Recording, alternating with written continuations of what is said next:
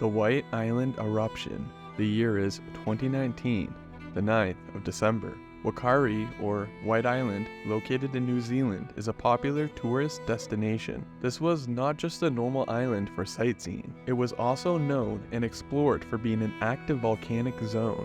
On December 9th, 2019, the island would have a total of 47 people on it exploring and taking photos. Within a short period of time, the tour guide would become worried with the volcanic activity that day, even mentioning that people should stay back and start returning to the boat. Then, everything took a crazy turn.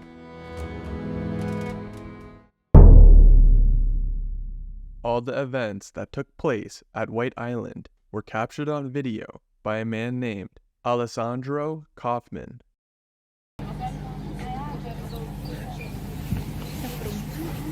Tudo pronto? Só embarcar.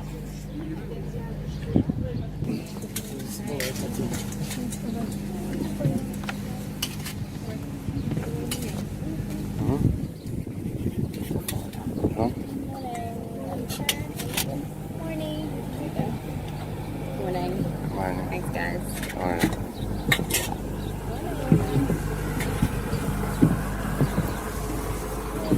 Morning.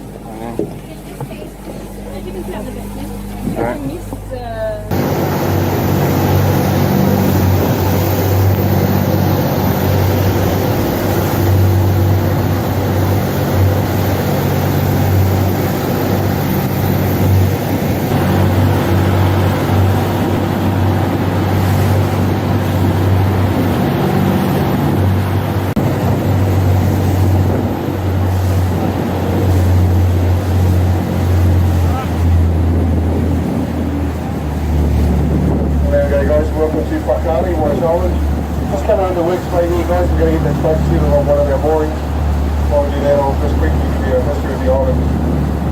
It's estimated to be between 150,000 and 200,000 years old. The geological evidence dates back approximately 16,000. É isso aí, se preparando aqui pra descer no bonde. Primeiro grupo já foi. Cara, é muito bacana.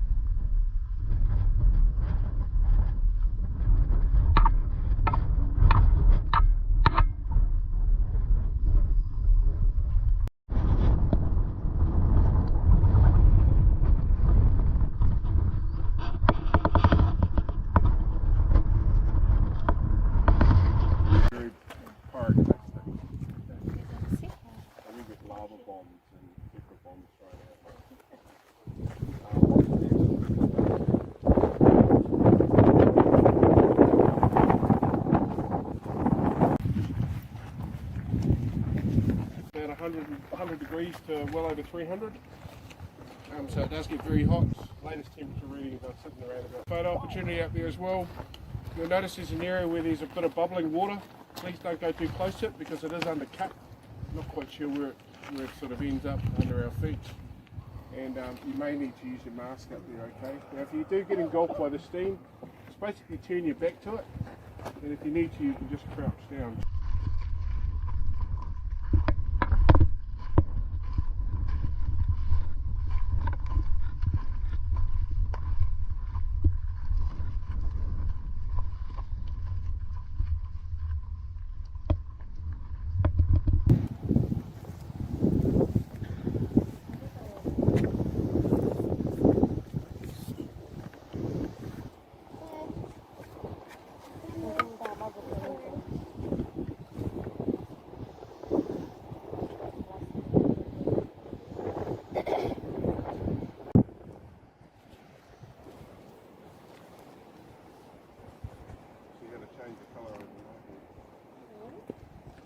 Flowing or busting through here, it burst out on the right hand side over there.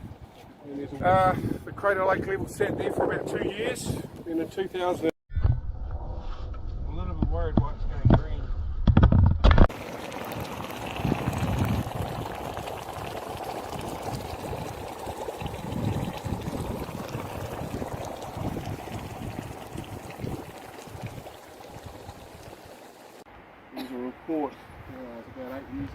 someone who'd seen a shipwreck on the island. It wasn't from us.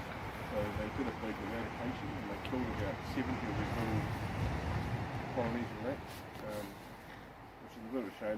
They did no harm. We used to see them down. Isso aí antigamente era uma fábrica que extraía minério, né, do vulcão. Até hoje aí os escombros. Essa daqui é a fábrica, tem uma fábrica abandonada aqui, que antigamente extraía minérios diretamente do vulcão.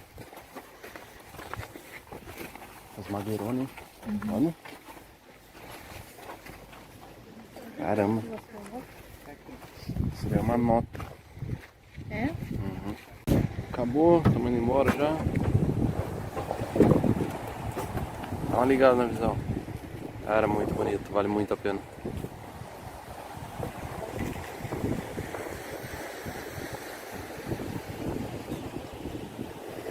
Iniciamos às 10, são quase 2 horas da tarde, finalizando aqui. É isso, agora partiu pro continente. Acho que dá mais 1 hora e pouco de barco.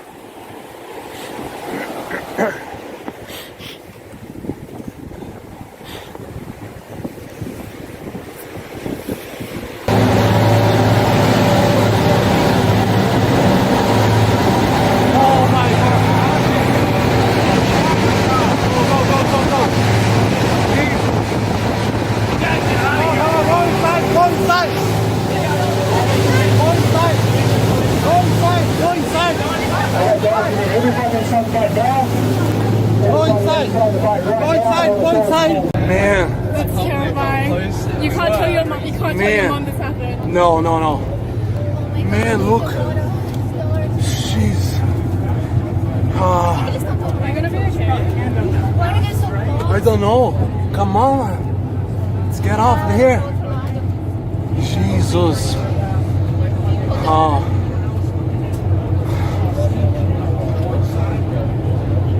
Oh, sorry. Man, look. After watching White Island erupt from their boat, you can hear some people plead that there are still people on the island. One News can reveal few of the organisations involved in the immediate response to the Whakaari White Island eruption had a plan for dealing with one. Emergency services refused to go to the island that day, and families struggled to find out when it would happen. Kristen Hall has the story. A deadly volcanic eruption. But those lying burnt on Whakaari White Island would receive no immediate help from our emergency services. At this stage, it is too dangerous for police and rescue services to go to the island. Many of the injured faced a 90-minute boat ride back to the mainland. It was torture. I remember just screaming and just asking why we weren't getting a helicopter. Helicopters did rescue some, but they were privately owned. I responded because we felt that someone needed help. The National Emergency Management Agency was in charge of the response, but police were tasked with leading any search and rescue operation. Families of those caught up in the disaster struggled to get information. The communication has been horrendous, Prompting the government to step in, National Police taking over from local. I expect a level of transparency and openness that perhaps has not existed up until now. And now, documents released to One News reveal few of the organisations involved in the immediate response had a specific plan for dealing with an eruption on the island, including Whakatane Hospital, Middlemore Hospital, where the National Burns Centre is located, the Defence Force and the National Emergency Management.